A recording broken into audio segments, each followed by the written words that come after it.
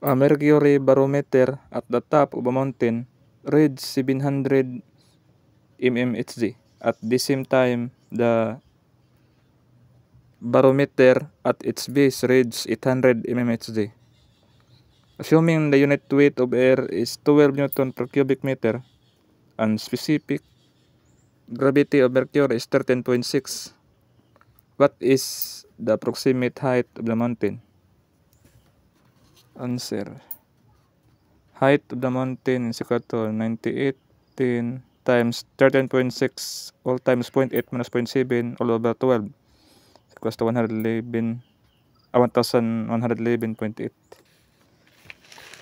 And calculator.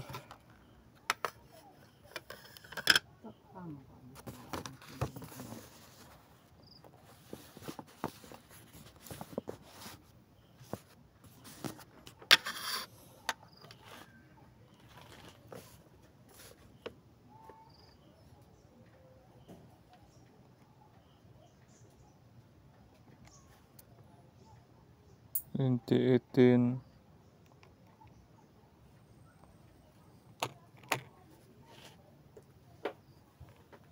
times 13.6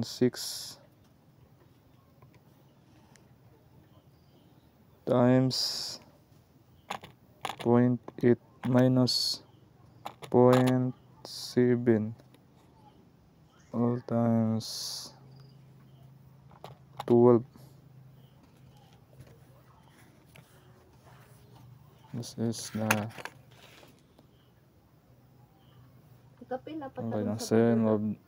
this is the equation in the calculator. Form type equals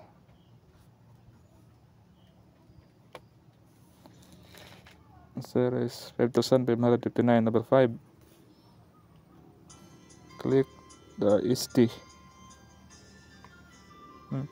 It becomes 1111.8.